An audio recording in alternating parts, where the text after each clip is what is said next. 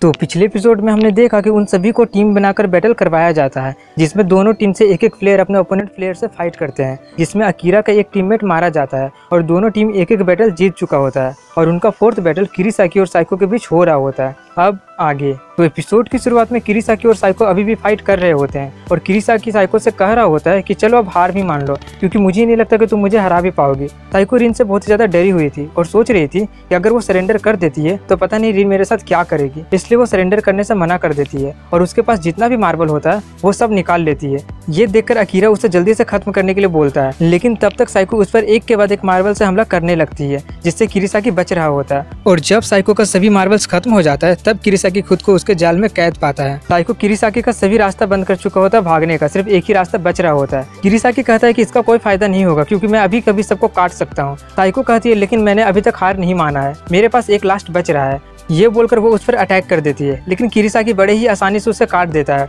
और काटने के बाद देखता है कि उसने उससे झूठ बोली थी। उसके पास एक और मार्बल होता है जिससे वो उस पर अटैक करने ही वाली होती है कि किरीसाकी एक बैकअप चाकू से उसका गुलेल ही काट देता है, जिससे साइको उस पर अटैक नहीं कर पाती है और वो गिर जाती है और उसका मार्बल भी दूर चला जाता है। साइको पूछती है कि तुम्हारे पास एक हिडन नाइफ था और कुछ देर बाद वो नाइफ स्टिक में बदल जाता है क्योंकि वो किरीसाकी के कॉन्टेक्ट में नहीं था। किरीसाकी बताता है कि ये कोई हिडन नाइफ नहीं था, मेरा एबिलिटी है कि मैं किसी भी स्टिक को स्पोर्ट में बदल सकता हूँ। और हाँ, मेरे पास 2 स्टिक्स भी नहीं थे, मैंने इसी स्टिक को 2 टुकड़ा करके दोनों का यूज किया है। और वो साइको को सरेंडर करने के लिए बोलता है, लेकिन साइको हंसते हुए कहती है कि तुमने मुझे ये सब जो एक्सप्लेन किया है ना, इससे मुझे ज़्यादा टाइम मिल गया। और तभी जो मार्बल साइको के हाथ से गिर गया होता है वो बाउंस करके वापस किरीसाकी के पैरों के नीचे आ जाता है और जब तक किरीसाकी कुछ समझता है तब तक वो मार्बल बड़ा हो जाता है, जिससे किरीसाकी के मेन पॉइंट पर एक जोरदार झटका लगता है, जिससे किरीसाकी वहीं पर बेहोश हो जाता है। इसलिए ये बैटल साइको जीत जाती है। और कुछ देर बाद जब किरीसाकी को होश आता है तो अकीरा कहता है कि तुम बहुत आसानी से जीत जाते हैं, लेकिन अब मुझे लगने लगा कि तुम बहुत बड़ा इडियट हो। अब वो लोग रिंग को साफ कर देते हैं, इसलिए उनका अगला बैटल अकीरा और कोजी के बीच में होता है। अकीरा रिंग में आने लगता है, तभी यूरी कहती है कि अगर हम हार गए तो।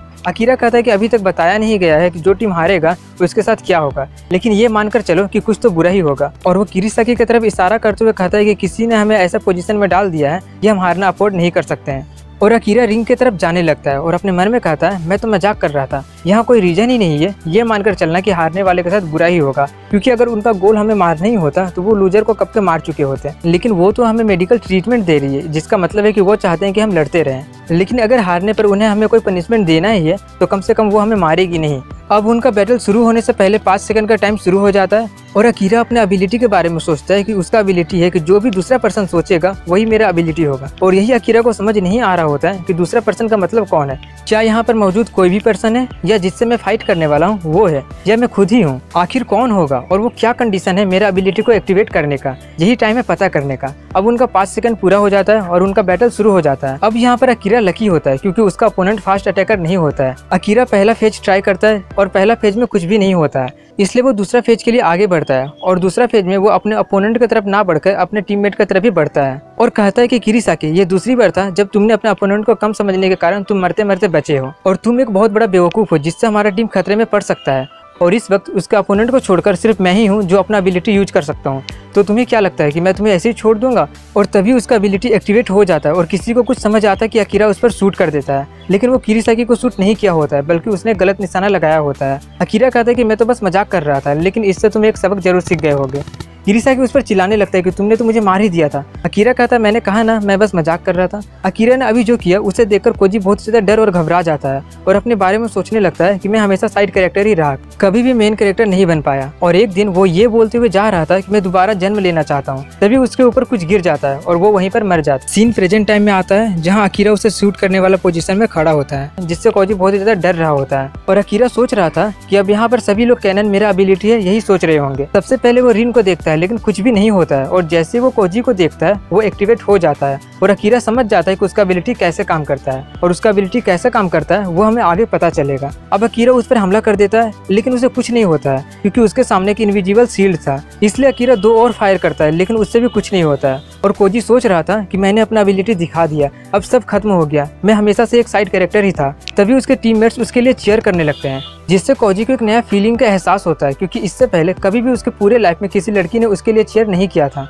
तभी रीन अपने टीममेट से कहती है कि तुम्हें तो एक आदमी को चीयर करना भी नहीं आता है, देखो और सीखो कि एक आदमी को कैसे मोटिवेट करना चाहिए। ये बोलकर वो कोजी से कहती है कि अगर तुम जीत गए तो ये लड़कियां तुम्हारे लिए कुछ भी करेंगी, जो भी तुम कहोगे वो सब करेंगी। ये सुनकर उसका मोटिवेशन लेवल आसमान छू जाता है और वो सोचने लगता है कि अगर वो जीत गया तो वो क्या क्या कर सकता है। तभी अकीरा उसे अपना जूता खोलकर मारता है और इस बार उसके सामने कोई भी शील्ड नहीं आता है और उसे जूता से लग जाता है। और अकीरा उसके सर पर कैनन रखते हुए कहता है कि अपना हाथ ऊपर करो नहीं तो मैं तुम्हें शूट कर दूंगा। और कहता है कि जब मैं तुम्हें दूर से शूट कर रहा था तब तुम अपना हाथ से जमीन को छू देते थे, जिससे तुम अपने एबिलिटी को यूज कर पाते थे, जिससे मेरे वार से तुम्हें कुछ नहीं होता था। इसलिए कोजी सरेंडर कर देता है और अकीरा जीत जाता है। अब अकीरा रिंग से बाहर आते वक्त सोचने लगता है कि उसने क्या क्या एक्सपेरिमेंट किया। अकीरा का फेज 1 का एक्सपेरिमेंट था कि वो सबसे पहले अपना एबिलिटी उन लोगों पर ट्राई किया था जो सोच रहे थे कि उसका एबिलिटी कैनन है, लेकिन उससे कुछ फायदा नहीं हुआ था। इसलिए अगला फेज में अकीरा ने ये डिक्लेयर कर दिया कि वो किरीसाकी पे हमला करने वाला है, जिससे अकीरा और किरीसाकी के बीच में एक म्यूचुअल एंगेजमेंट बन गया था, जिससे मेरा एबिलिटी एक्टिवेट हो गया था। और इसके बाद जब अपोनेंट टीम ने ये सब देख लिया था तब अकीरा ने उन्हें दूसरे पर्सन की जगह पर रख के यूज किया,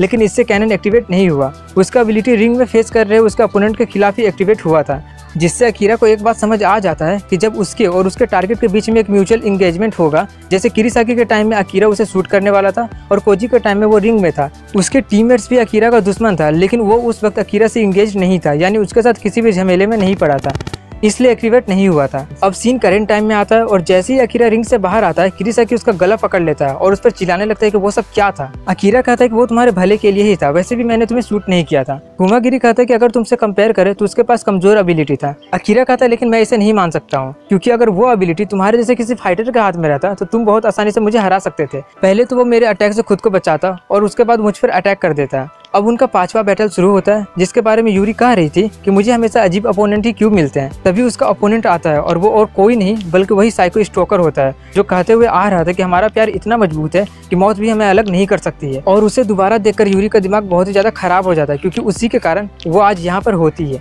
उसके टीममेट्स यूरी को शांत करने की कोशिश कर रहे होते हैं, लेकिन वो नहीं हो रही होती है। इसलिए वो उन सबको लास्ट वार्निंग देती है कि उसे छोड़ दे, नहीं तो उसके साथ अच्छा नहीं होगा। इसलिए वो लोग उसे छोड़ देते हैं। उसे लेकर यूरी के मन में बहुत ज्यादा गुस्सा होता है, इसलिए वो इस मौके को नहीं जाने दे सकती है। और जैसे ही उनका बैटल शुरू होता है, होशिनो बताता है कि उसका एबिलिटी है कि वो अपने बॉडी को लोहे के जितना हार्ड कर सकता है, लेकिन यूरी को इससे कोई फर्क नहीं पड़ता है। वो होशिनो को एक जोरदार पंच मारती है, जिससे वो रिंग के बाहर चला जाता है और ये मैच यूरी जीत जाती है। और इसी के साथ यहीं पर उसका सेकंड प्रोग्राम एंड होता है और मियो वहां आकर बताती है कि वो थर्ड प्रोग्राम जल्दी ही शुरू करेंगे और वो हारने वाली टीम को पनिशमेंट देने के बारे में कह रही होती है। इसलिए वो सभी लोगों के आंखों पर पट्टी बांधकर उन्हें एक दूसरे कमरे में लेकर जाने लगती है, जहाँ पर लूजर टीम को पनिशमेंट मिलेगा। वो लोग सोच रहे होते हैं कि अब उनके साथ क्या होगा, क्या वो उनके आंखों के सामने उन्हें टॉर्चर करेगी। और जैसे ही वो लोग वहाँ पहुँचते हैं तो उन्हें पता चलता है कि विनर टीम को थोड़ा आराम करने के साथ साथ खाना पीना भी दिया जा रहा है। तो वहीं पर लूजर टीम की लड़कियों को ह्यूमिलिएटिंग कपड़े पहनकर विनर्स को खाना सर्व करना है, तो वहीं पर लड़कों को सिर्फ पानी ही पीने के लिए मिल रहा है। ये जानकर वो लोग कुछ देर के लिए शॉक में चले जाते हैं, क्योंकि उन्होंने ऐसा एक्सपेक्ट नहीं किया था। अब वो लोग उन्हें खाना सर्व कर देते हैं और अकीरा और किरीसाकी बड़े ही चाव से खा भी रहे होते हैं। इसलिए वो लोग पूछते हैं कि तुम लोग ऐसे हालात में खा कैसे सकते हो। वो लोग कहते हैं कि खाए नहीं तो क्या करें, यही मौका है, फिर बाद में खाना मिले या ना मिले। तभी रीन उन्हें सर्व करते वक्त कहती है कि मैं खुश हूँ कि पनिशमेंट ज्यादा मुश्किल नहीं था। मैं तो अभी भी एक चीज को लेकर सरप्राइज हूँ कि मैच के दौरान तुमने अपने ही टीममेट्स पर हमला कैसे कर दिया। मुझे तुम्हारे बारे में और जानने में अच्छा लगेगा। अकीरा कहता है कि मुझे तुम्हारे और तुम्हारे एबिलिटी में कोई इंटरेस्ट नहीं है और अपने मन में कहता है कि मुझे इससे बच के रहना पड़ेगा, क्योंकि ये बहुत ही खतरनाक है। तभी यूरी के हाथ में बहुत ही दर्द हो रहा होता है, इसलिए अकीरा अपने हैंकी से उसका हाथ बांध देता है। किरीसाकी रिंगो से थोड़ा रूडली बिहेव कर रहा होता है और कह रहा था कि मैं विनर हूँ, इसलिए मैं कर सकता हूँ। तभी अकीरा कहता है लेकिन तुम तो जीते ही नहीं थे, इसलिए तुम्हें भी एक बनी ड्रेस पहनकर सर्व करना चाहिए। इसलिए रिन उनसे स्पेयर ड्रेस मांगने चली जाती है, जिससे किरीसाकी का दिमाग खराब होने लगता है। अकीरा रिंगो से कहता है कि तुम्हें उसकी सभी बातें मानने की कोई जरूरत नहीं है, वैसे भी एक मिडिल स्कूलर के लिए ये बहुत ही मुश्किल होगा। ये सुनकर रिंगो अपने मन में कहते हैं कि वो 3rd ईयर की है। अब उनका खाना पीना खत्म हो चुका होता है, इसलिए अब उनका 3rd प्रोग्राम शुरू होता है, जिसमें दोनों टीम को अलग अलग रास्ते पर जाना था, इसलिए वो लोग जाने लगते हैं। तभी मियो बताती है कि बनी ड्रेस सिर्फ टाइम पास था, लूजर टीम को पनिशमेंट अभी भी मिलेगी। अब वो लोग आगे चले जाते हैं, जहाँ पर वो रास्ता और भी अलग अलग रास्तों में बढ़ जाता है, जिसमें सभी को अलग अलग कमरे में जाना था। इसका मतलब उन लोगों का टीम वहीं पर टूटता है और दूसरी बार जब वो मिलेंगे तो शायद वो लोग एक दूसरे का दुश्मन होंगे। कुमागिरी कहता है कि मुझे इससे कोई फर्क नहीं पड़ता कि अगली बार जब हम मिलेंगे तो दुश्मन होंगे, मैं बस ये चाहता हूँ कि हम सभी लोग सर्वाइव कर जाए। ये बोलकर वो लोग वहाँ से चले जाते हैं, सिर्फ अकीरा और यूरी को छोड़कर, क्योंकि यूरी सोच नहीं पा रही होती है कि उसे कौन सा गेट में जाना चाहिए। तभी अकीरा यूरी से कहता है कि उसने उसे जो हैंकी दिया है वो बचपन से मेरे पास था। यूरी कहती है कि अगर नहीं इंपॉर्टेंट है तो मैं तुम्हें ये दे देती हूँ, लेकिन अकीरा मना करते हुए कहता है कि मेरा मतलब है कि तुम इसे वापस सही सलामत लेकर आना और मुझसे प्रॉमिस करो कि तुम सेफ रहोगे। यूरी कहती है कि हाँ मैं सेफ रहूंगी और तुम भी सेफ रहना। ये बोलकर वो वहाँ से चली जाती है और अकीरा भी अपने रास्ते चला जाता है और ये एपिसोड यहीं पर एंड हो जाती है।